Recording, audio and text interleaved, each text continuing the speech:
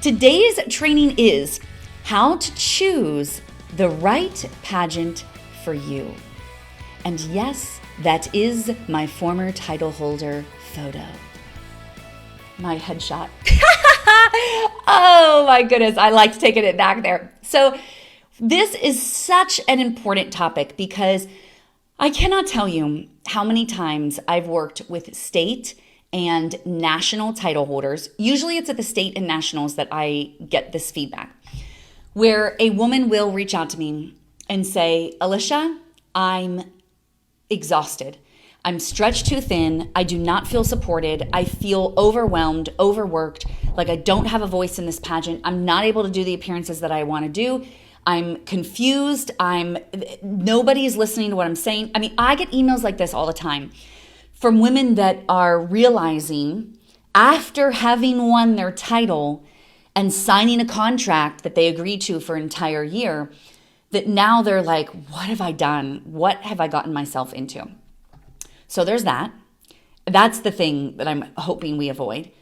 But there's also the piece of, if you're not choosing the right pageant for you, it could also lead to frustration in competition because you're competing year after year after year and you're like not seeing results. And you're thinking, why am I not winning this pageant? I think I'm doing everything that they're looking for, but perhaps it's not the right pageant for you. So today we're going to go through some easy steps, things that you can do to actually discover if this pageant is going to be the right one for you. Okay, so here's how you might consider approaching this, all right? So if you're at a desktop right now and you're able to have this video up in one page, you might even want to open up another page or just be ready to open up another page because we're going to be looking through the pageant website or Facebook page or whatever, and we're going to be scanning for some pretty specific things, okay? So let's get started. So there are a few things we have to kind of understand from the very beginning. Whenever you start to compete in pageants, you might be thinking of some of the things that you're looking forward to as a result of competing. And usually, if it's your first, second, third pageant, for me, this went on for like 5 pageants that I was still in this headspace of like why I was competing. And you've heard this a million times before about how important your why is, right? Like, why are you competing? And everyone's like, why do you want to win? Why do you want to win? How do we answer that question? Okay, there's 2 main ways to answer that question. The first way is, we talked about this a little bit in our last video too. The first way is like, what's your real reason? Like, give me the non-pageant reason, okay? I always want to know this from my clients because this is actually vital to understanding whether or not you're in the right pageant, okay? Then there's the second reason, which is, what's your marketing reason? And I'm going to talk more about marketing next week because this is so important. I've actually added a few topics for next week too. They're going to be good. So we're going to talk about marketing next week. But that why that we actually polish, and that's the thing that we end up speaking to publicly and to the judges, that is what is your pageant answer. But before we get to that, we got to first get to but why you're really winning. Like, why are you competing in this pageant? Okay, so that's what we're going to do today. All right, so here are a few reasons why someone might consider competing, okay? The first is oh, wait, hang on. That's not the right slide. I'm jumping ahead. Okay, this one. First, the feeling of achievement. So you might be feeling like, I just really want to win something. Like, I'm just competitive and I really want to win this thing, right? Another one is just proving that you can. I hear this a lot from women that they're saying like, I just want to prove that women can win with natural hair, or I want to prove that short women can win. I want to prove that women who are overweight can win a pageant. I want to prove that women who are older can win a pageant. So I hear this often, so I'm giving you real examples of why someone might be thinking like, this is why I want to win. It's because you're thinking like, I just want to prove it to people that like, I can do this, and that's perfectly legit, okay? Here's some others. Maybe you want a certain prize. I really like this one. I actually talked with a client a couple of weeks ago who was doing a strategy session with me right before the holidays, and she was literally after a very specific prize in the prize package. And I was like, okay, we can work with this. Because I just found it so interesting that she was like, I want the specific thing in a prize package, okay? All right, here are some others. Knowing your community. This was big for me while I was competing because I was moving a lot. I was moving for school, graduate school and stuff, and I just wanted to get to know the community. But the biggest reason that most women want to win is the opportunities that can come from your pageant. I'm curious if you would just type in the comments this is not your pageant why, but I'm curious, it might be one of these things, but maybe it's something different entirely. When you first got involved in pageantry, what was your reasoning for it? Was it because you want, like my very first pageant that I ever competed in, my reasoning for it, I shared this with you in the last video, is that I just wanted to do something unique. I was like, this is what I think a woman needs to do, and I'm just going to do it. That was my very first pageant. My second pageant, the reason I competed in that pageant was because I wanted to dance in front of a huge audience, a grandstand of 2,000 people. I was like, I really just want to perform in front of a huge group of people. That was my reason for competing in the pageant. It had nothing to do with winning, had nothing to do with serving the title. It was like, I just want to dance in front of all these people. That was my reason, So I'm curious, what were the reasons that you had? And again, not your pageant answer, so don't feel like you have to make this sound nice, okay? Just what is it? Just from the gut, just what was the first thing that comes to your mind? These are good. Ashley, hi Ashley. She says, I was shy and I needed to come out of my shell. I love that. Yes. Prove to the bullies that I was worthy of being liked. Yep, totally. Yes. I wanted to just be popular and feel beautiful. I love these. Yep. Opportunity, Gloria says. Yeah, this is good. Opportunity, Kristen said as well, for platform. First was definitely proving that I could, even though everyone had spent my childhood putting me down. Totally, right? Yes. I wanted to dress in glamorous outfits and to make new friends. Good one, Maria. To prove to myself and to gain self-confidence. Good. My very first one was a charitable one, and a girl at school was encouraging me to do it. So trying something new. Yep. Scholarships for college to make an impact. Good. Wanted to try something new, to be in front of an audience. Yep. Opportunities. Yep. I love this. Competitive dancer. Yep. So wanting to translate your strengths to stage presence. Guys, these are really good. Wanting to improve self-esteem, credibility to provide confidence, normalizing being a plus-size woman in pageantry. Always wanted to just try a pageant. Ended up down an Instagram hole and found one that was the next month and signed up. That's awesome. Oh, good. I started off wanting achievement and now wanting to pay it forward. Yep. Guys, these are really interesting insights, right? Isn't it interesting to hear what makes other people start to get involved? And it's these simple things, I love this. Getting dressed up in glamorous, now it's for opportunities. It changes. Yeah, definitely. Never thought I had what it took, and proving that I'm worthy. Yep. All the points you mentioned. Yep, totally.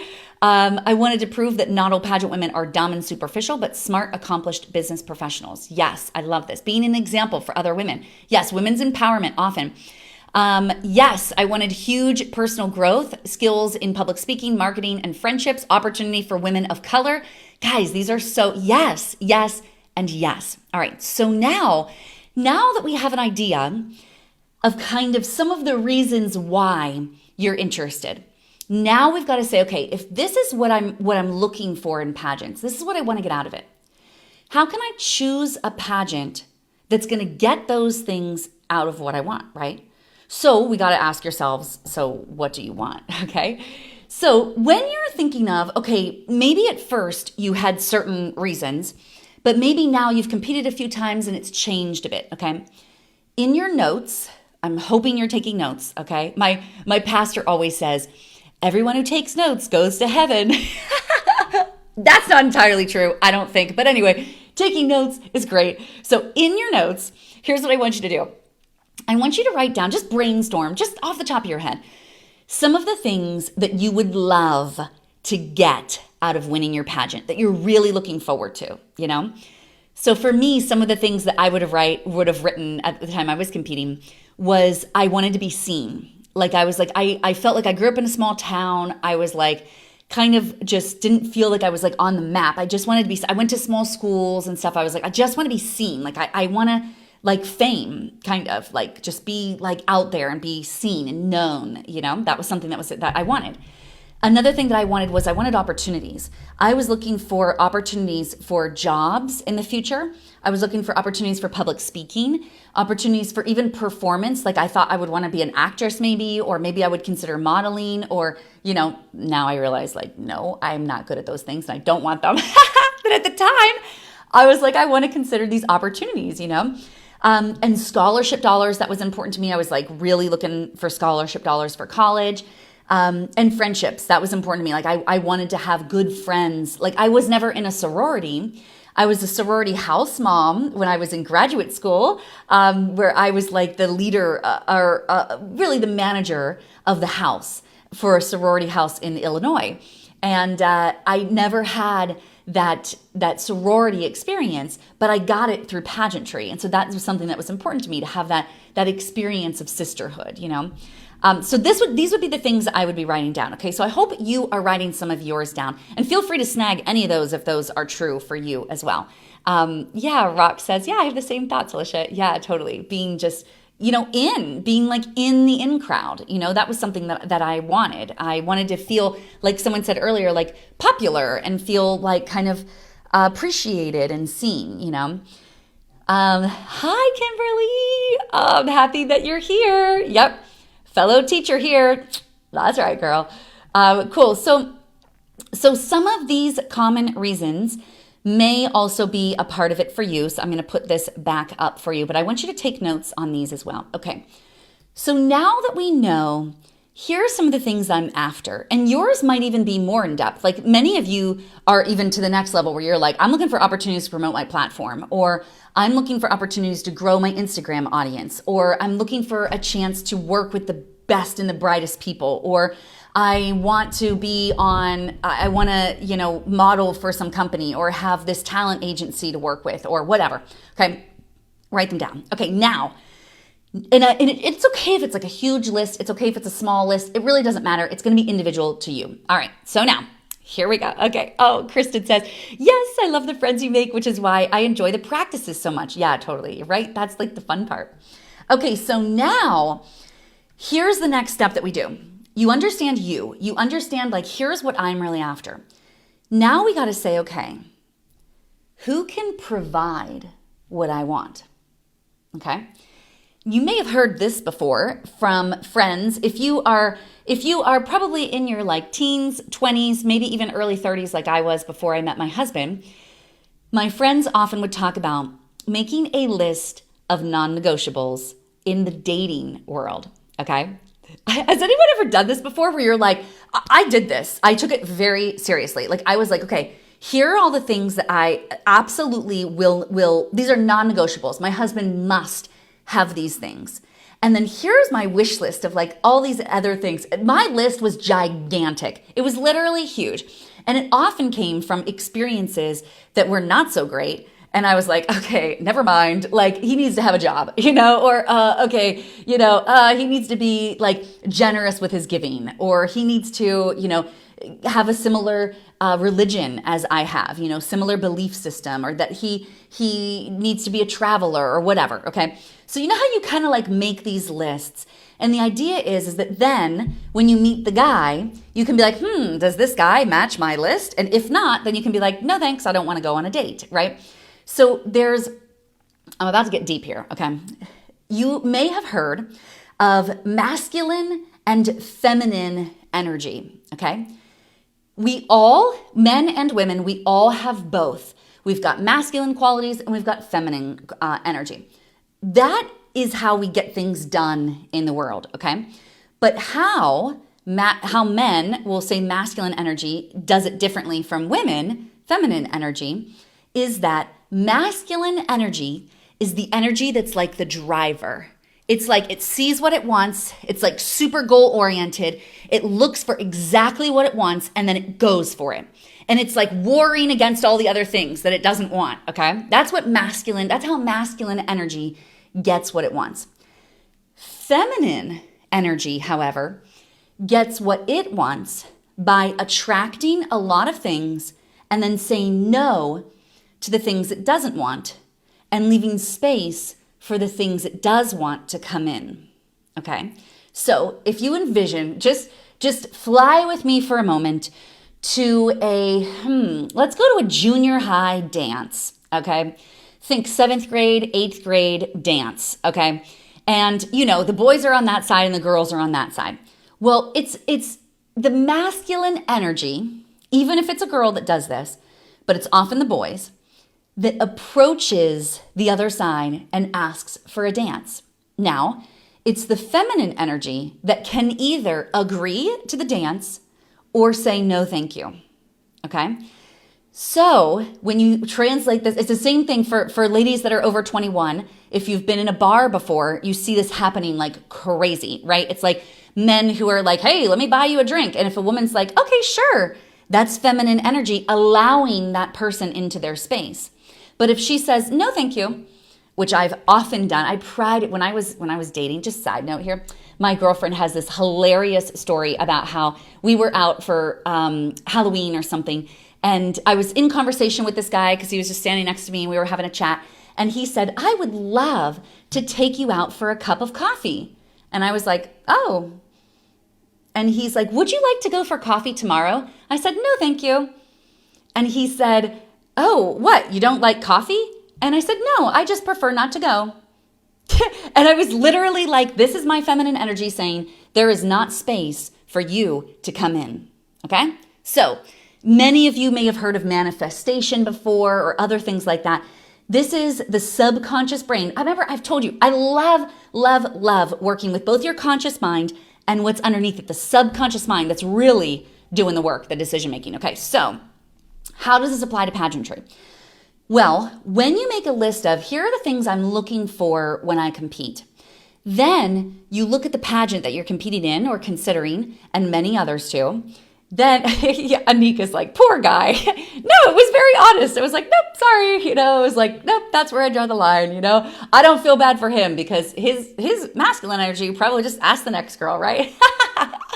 So sorry, back to pageants. So you've got your list. Then you've got all of the pageants that you've got out here, okay? And in each of these pageants out here, Bieni also said, I feel bad for him. Okay, I'm going to time out and pause. Here is something, because this is a winner versus loser mindset that I want to address, okay? Because we feel bad for that guy, okay? We feel bad for this poor guy who tried to get into my feminine space and I said no. When you have confidence, okay? Kimberly, we're going to get back to this. When you have confidence, you do not let things into your space that you do not want. That's what confidence really is, right? So I don't feel bad for this guy. I said it with a smile. I was very kind. I was just not going to go to coffee with a man who I didn't want to go to coffee with a man because I didn't want to go to coffee with that guy. Okay? That is confidence. All right. So what often happens in our world is go ask another girl. That's right, Alex. What happens often is that we feel like, as women, often this happens, is that we need to let all these people into our space. But that's not how women get what we want. That's not how feminine energy gets what it wants.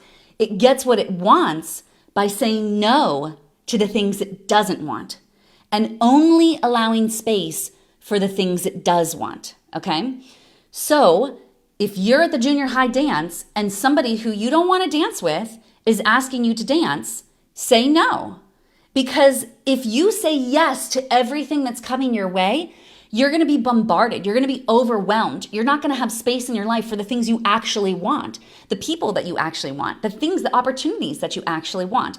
Every single time that you say yes to something, you're saying no to something else.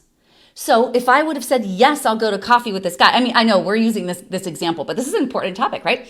Or an important concept, I suppose. If I would have said, yes, I'll go to coffee with that guy, then in the morning, I would have been at coffee with this guy who I didn't want to be at coffee with. And I'd have been like, why did I say yes to this? And I'm doing this for him and I don't even want to be here and I'm missing time with my friends and right?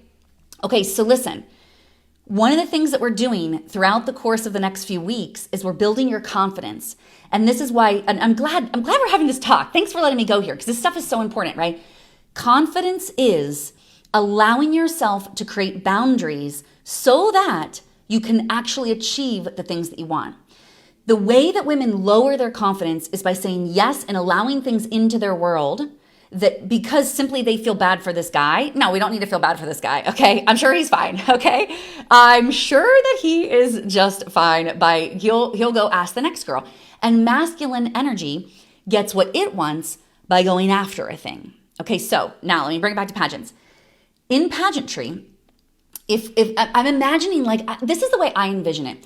I envision myself as a confident woman. I envision myself, and I would love this for you too, as though I am surrounded by this vortex, this bubble of energy that's protecting the things that are important to me. Okay? It's protecting my physical body. It's protecting my positive mindset. It's protecting my heart energy.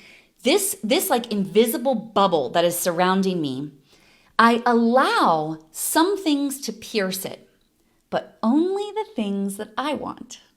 Therefore, the things I don't want, I keep out of this space.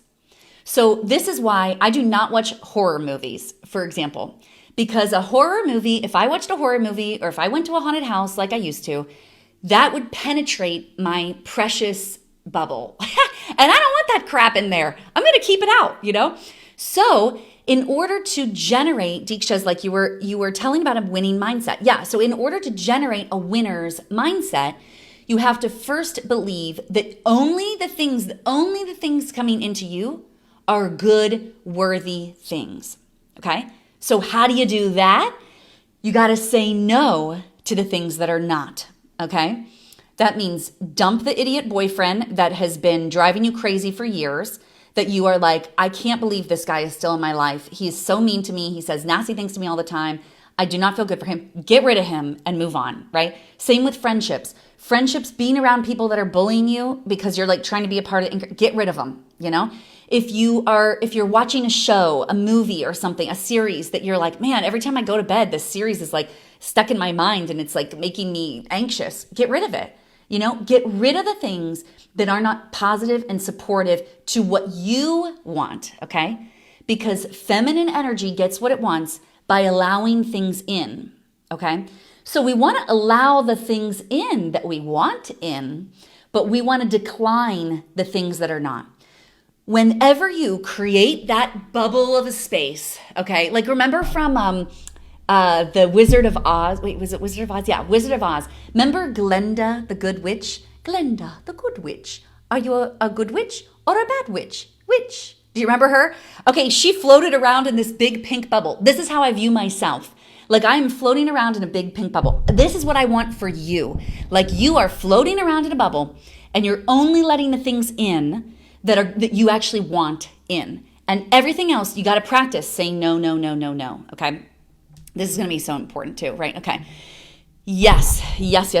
I love what you guys have. Okay. Yeah. In pageantry, if someone is asking something I don't want to give, should I decline them? Of course. Yes. Anytime, listen, ladies, anytime somebody is asking you something that you do not feel comfortable doing, you decline. End of story. End of story. You don't want to go on a date with that guy. You don't want to wear that outfit. You don't want to. Now listen. Okay, I'm assuming we're all reasonable human beings, okay? We're all reasonable here. If your mom tells you to write a thank you note to your aunt for her Christmas gift and you're but I don't want to do that. No, just write the thank you note, okay? So we're talking within reason here. But I'm saying if somebody is pushing back against the things that are valuable and precious and yours, don't give in, okay? We're going to get into this in a minute, okay? So, all right. Here's how, okay? Here's how now Bianon was how do I do this? How do I, okay, we're getting there, all right? So step 2 now back to pageantry.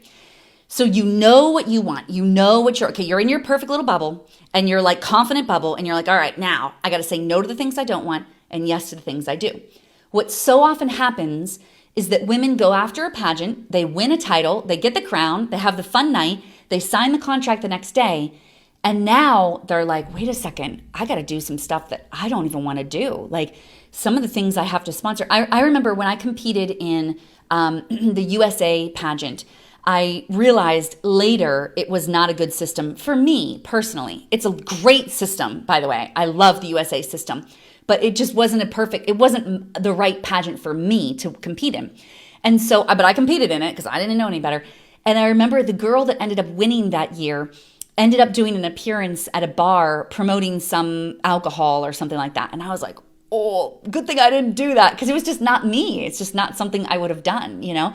And so I'm like, wow, I really like dodged a bullet on that one. Okay, so here's the thing. We look at what we want. We create our vortex of things that we want in. Now we've got to look at the pageant. So what elements, what artifacts of the pageant can you research to determine whether or not this is going to get you what you want? Because there are literally thousands, likely tens of thousands of pageants that you could compete in, okay?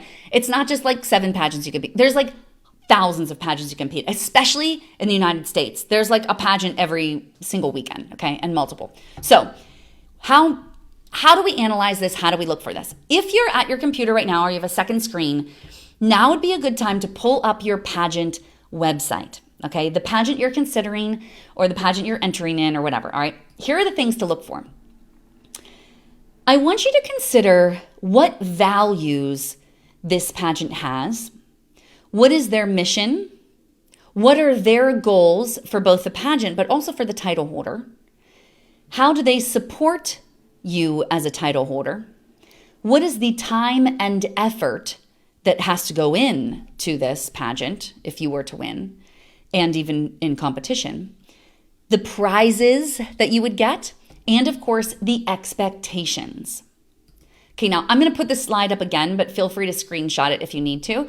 But this is how we analyze the pageant. So what you're really looking, I'm going to come back to that slide in just a moment. What you're actually looking for is you're trying to mine for what is important to this pageant. What is it that these women who compete, who win, what are they really responsible for? How much time is devoted in this? You can also find this if you've already gotten to the state level. You may even be able to, like I know when I competed in most local pageants, you would sign the contract for the state title so that if you won, the contract was already signed. So when you're reading that contract, read the contract, it will say things like, you know, here are the mandatory appearances, or here are the expectations that we have of the title holder, things like that, okay? So let me go back to that slide so you can screenshot it if you need to. These are the things that you are going to be looking for. Hopefully you got those. Okay, so those are some of the things you're going to be looking for, okay? What we're really looking for is we're looking for like what's important to the pageant. What does this pageant stand for? What are they into? What are they representing?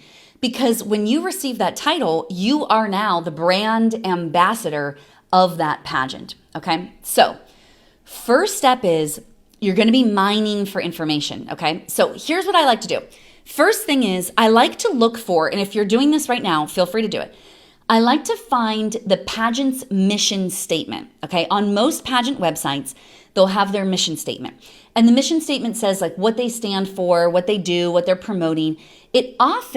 Some pageants have very vague and flowery, you know, women's empowerment and supporting the whole woman or whatever. Other pageants are pretty good about being very specific.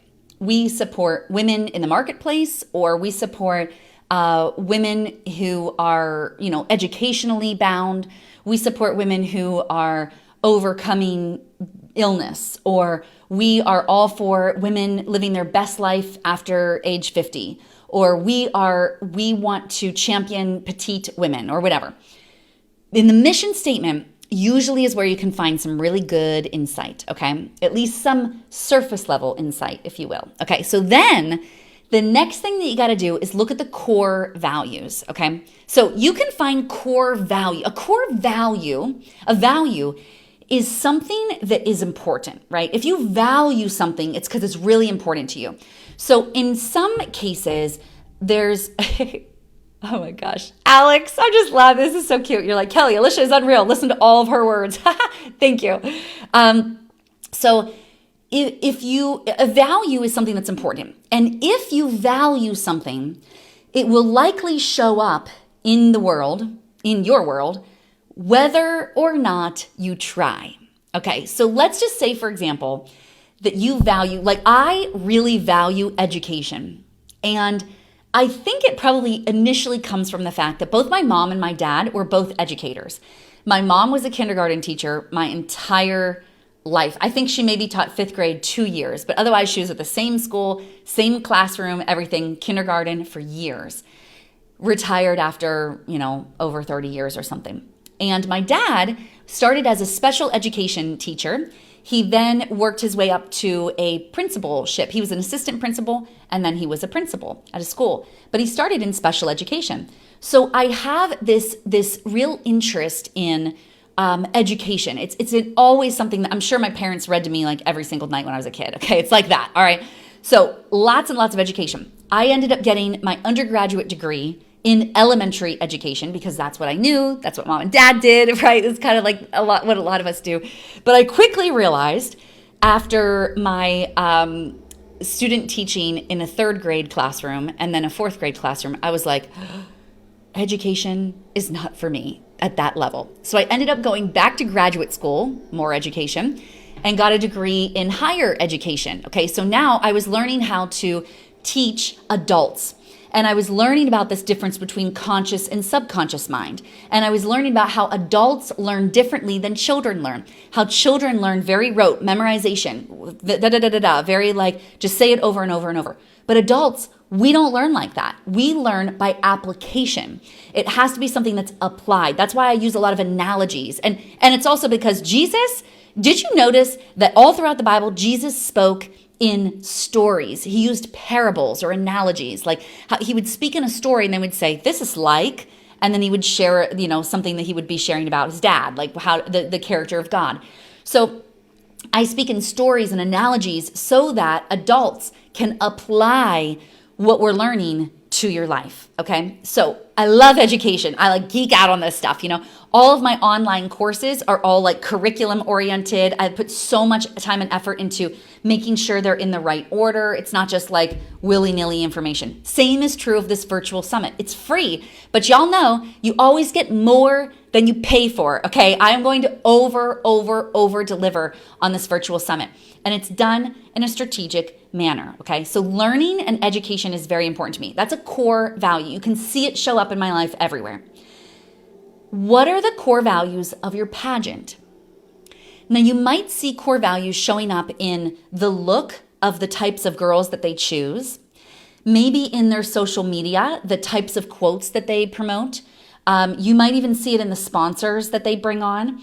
You might see it in the appearances that their girls do every single year. You might see it even through the events that the pageant does throughout the year, okay?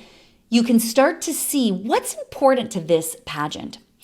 For some pageants, it's very important to be glamorous, okay? Some pageants are all about the glam. Like they love the big pageant hair and the perfect pageant makeup, and they love the glamorous headshots, and they're constantly promoting these glamorous events, and even their pageant has a red carpet entrance, and it's all about the glam, okay? Other pageants, they're more about service. It's like everything they post has to do with people working in the community or another organization, a charitable organization, or how much money they gave to a charity during a year, how much money their organization through all of their title holders raised throughout the year, okay? For other pageants, it's about something very unique. Like I know we have girls in here that are representing the rodeo pageant, or 4-H, agriculture, things like that. And so they're more about kind of raising awareness about a specific topic. The Miss Earth system is really about just eco-friendly. That's like what they stand for, So there's certain values that you'll be able to see. Hopefully this brainstorm is helping you as you're doing this. And again, feel free to do this right now, workshop it right there while you're there. I think it would be great to do. Look, what are the values? Write them down, okay? When you think something's valuable to your pageant, write it down. Oh, it looks like they like people who are in entertainment industry, like the Miss USA system. That's a very important value of theirs. They've been on national networks. Their production value is very intense. Even this year during COVID, during all the quarantines, the Miss USA pageant was moved to Memphis, Tennessee, which is not Hollywood, and it is not like, I don't know, Atlantic City or something, but it still had roots in the entertainment industry, right? That's Elvis Presley's home, right? So all of these things is how we understand the values of a pageant, okay? So you're gonna do some research. It's gonna take listen, nothing's easy. It's just simple, okay? All right, so I'm encouraging you to do the work. All right, so that's thing one, is we're looking for their mission statement, you're mining for their core values. Okay, here are some other things you wanna look for, all right? We're gonna look at how much do they really support you during the pageant? How much do they really support their contestants, their title holders? I have a lot of the pageants that in fact, really the only pageants that I sponsor are ones that serve, yes, the title holders. I want the title holders to win fun stuff, I do. But because education is so important to me, I also want the contestants to get something out of my sponsorship. So if I'm like tomorrow, I'm sponsoring a pageant where tomorrow I'm going to be doing a training like this inside of their contestant Facebook group, because I love education. They love education. They love interview and the things that I'm working on. And so it's like a perfect match, right? That's good core value alignment, okay? So you want to be thinking of now, how do they support either their contestants or their title holders, okay? That's going to be very important. Are they just like, okay, you won, good luck. You got to book all of your own appearances, and you've got to like do all of your own social media, and you've got to build your own website? Or are they like, we've got a website for you. We're going to post all of your blogs. All you have to do is send them to us. We're going to post them on the website. We're going to be promoting your social media. We've already got an Instagram for you that we're going to give you for the year that you can manage. Like, those types of things are support, okay? All right, here's another one. Time and effort. So there are many pageants. I remember there was one I was competing in that I decided I didn't want to win. And it was through my research of this. I was already a contestant in the pageant, but I decided, I think I don't want to win this. It was a lot of time and a lot of effort. And at that time in my life, I discovered this is not where I want to be putting my time and my effort. I would have been required to write, I think it was like 2 blogs a month and do 2 or 3 videos and something.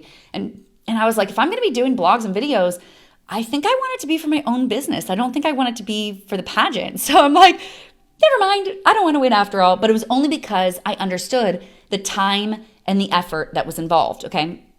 Prizes. What's the prize package like? When I was competing in the Miss America system, every single pageant that in the local level, so you know how in Miss America you compete local, state, and the national, the Miss America pageant. So in the local pageant, every pageant that I wanted to do, I was like, I have to ensure that they are going to provide something in terms of the prize package to help prepare me at the state level. I didn't have a lot of money, and so I was like, I really need to be looking for the right pageant. So I looked for pageants that had gown sponsors. I won one pageant within the prize package, I got a trip. This is my dear friend Ronnie. Many of you met in one of our first pageant summits. And she was offering in her prize package a trip to the Miss America pageant with hotel, flight, and the tickets covered. And I was like, oh, I got to win that pageant because I want to go to Miss America, So it was, and that was just at the local level. That was just to watch Miss America, to see what it was like, right? So prize package. Okay, and then finally, the expectations. Okay, what are you actually expected to do? Okay, are they going to expect you to do an appearance every week? Are they going to expect that you spend your holiday instead of with your family, with their family? Okay, these are the types of things we're looking at. All right, so we're going to do your research. You're going to look online. You're going to dig through all that information on the website. Then here's phase 2, okay? Phase 2 is asking these questions. This is the questions that I would recommend that you ask the pageant. And it could be a pageant. I'm going to come back to that. It could be a pageant representative. It could be somebody it might be the director. It might be the recruiter or whomever is like your contact in the pageant. Okay, here's what you're going to ask. First, you're going to ask them, what made the last title holder successful? And what held her back? Because you want to know, What did they think are the important qualities? And then do you have those qualities, Okay, then what expectations do you have for your title holder? How do you support her? And what restrictions or limitations do you have for your title holder? Okay, screenshot this, all right? If you haven't already, screenshot it right now. These are the things that I recommend that you ask your pageant. Now, you will find that when you ask these things, it's not like you are like looking for them to say something horrendous. You're just trying to know, am I going to be a good fit for the system or not? Okay. They're not going to say something crazy like, oh, no, we do not support our girls. They might say something like, yeah, we actually support you by not putting tons of restrictions and stuff on you. We kind of let you do your year as you want it to be. Or they might say, yes, we support you. We have a team call every Monday morning at 8 a.m. that you're required to be on. And you'll be like, okay. It's not that either way is good or bad unless it's good or bad for you. Which one do you want to let into your vortex? Okay. All right. So then after you've asked those questions of the pageant, I always recommend seeing if you can talk to a former title holder. Now, many pageant women, as I'm sure you girls would be too, are very open when approached respectfully. They're open to sharing about their experience in the pageant, okay? I recommend that you ask a former title holder instead of the current title holder, okay? Because the current title holder is often bound to certain limitations and restrictions, things she's not able to divulge. But a former title holder is no longer under those restrictions, so you might get a little bit more insight, all right? Here are the questions that you can ask a former title holder. What was your year like? What do you wish you would have known? What would have made your year better? What surprised you the most? That is my favorite question. What surprised you the most after you won? Okay, and then finally, what is the most important skill that you need in order to be successful as a title holder here? Okay, screenshot this. If you haven't already, screenshot it, okay? Now, here's the thing. I highly recommend you do not just email this list of questions to somebody, okay? It's not going to be the same. They're not going to give you, they're going to be like, oh, my year was great. What would have made it better? Oh, maybe if I would have known that I needed, to have a planner, or maybe if I would have known that I, should have prepared for states earlier or whatever. But when you can do this over the phone, that's really the best thing, if at all possible, to do it over the phone or to do it over a Zoom call or something like that. If you're able to make that relationship, and it's going to require some relationship building. It's not like you're just going to email someone, hi, can you call me? I have some questions. No, it's going to be like you build a relationship with them and say, hey, I'm thinking about competing in this pageant. I'm wondering if you might be open to a quick phone call. It could probably take 10 or 15 minutes to just share a little bit about your year. And they'll probably say, I would love to, that sounds great, but I can't do it for now. I'm so busy. It's going to have to be 3 weeks from now. And you could say, sounds good, no problem. I'd love to still connect. So then you get on a phone with them and you say, well, I'm really curious what your year was like. And she's like, oh, it was good. It was really busy. It was lighter at the beginning. And then as it got close to nationals, it was really busy. And then afterward, okay, they're going to share. Okay, so what would have made it better? Well, it would have been better if I would have had more money to spend on my gowns, or if like we do now, we've got more sponsors for all these other, or whatever, okay? She's going to share with you the detailed information. That is gold. Okay, now, just like with anything, after you spend this time with this person, send a thank you note or a gift, even better. Because after this type of conversation, it's likely she'll spend more time with you than she agrees. If you say it's going to be 15 minutes, she knows it's probably going to be more like 30. Okay, or she'll at least book that type of time, right? But it's your job to keep it at whatever you say. Okay, but then send a thank you note. And the way that I always say it is, I say, could I have your best mailing address? So you're not necessarily asking for a house address. Some people prefer their mail to go to a post office. Some people prefer it to go to their home. But you could say, could I have your best mailing address so I can send you a proper thank you? Now, some people would say, oh, I prefer not. They're protecting their space. I don't give out my address. Okay, no problem. Could I send you an email? Sure, send me an email. Yep, or you send them a Facebook message, or however you reached out to them the first time, right? But you definitely want to send a follow-up, okay? Send a thank you. Okay, Anika is saying they don't want to talk. They are not open. They don't even see the messages. So Anika, if somebody is not seeing your messages, it's probably because it's in the like request or the general box or something. That happens to me a lot, where months go by and I'm like, find a message and I'm like, ooh, this has been in here for several months. Whoopsies, you know? So if you're not friends with the person online, but it's okay. Try to look, it's not like everybody is going to, this is where we need masculine energy, okay? This is where we need that energy that says, I'm going to go for it. I'm going to find it. I've got a goal and I'm going to figure it out, okay? Do it with love. Do it with respect. No one owes you anything. No one owes you a phone call or a response even, okay? But if you do it with respect, hey, I've been following you online for so long. I really loved following your reign. I would love to talk with you. I'm considering this pageant. Now, of course, listen, you're not going to ask Miss World for this if you don't have a relationship with Miss World, okay? You're going to go a few down, all right? Go to wherever you are going to be competing next, okay? That's what you want to be looking for. Yes. Yep, or spam. Sometimes they go into spam, Deeksha is saying, yeah, and they're busy. Yes, of course. Yes, see, you girls get it. Absolutely, absolutely, yes. So that will absolutely happen. You've got to build a relationship, okay? Maybe you know someone else who knows someone. Maybe they are in this group right now, and you start to interact with somebody, and you realize like, they're in a pageant I might be interested in. There literally are pageants for everyone, okay? Pageants for everyone. But you've got to, first step, you got to know what you're looking for. What do you want out of this? What is in your protected space? Then we got to look to see, what's out there? What's out there for me? And then we open up the space to allow the pageant that's best for you to come in, okay? And this goes for everything. This goes for the looks of the pageant. You know, this goes for the what they promote, their mission statement, their values, all of their support, everything that they're about, okay? All right, awesome. Oh, yes, Fiona says, I think all new girls are lost. Well, not lost. Look, you're not lost. You're in the right place, okay? You are found. Consider yourself found, all right? Because you are here.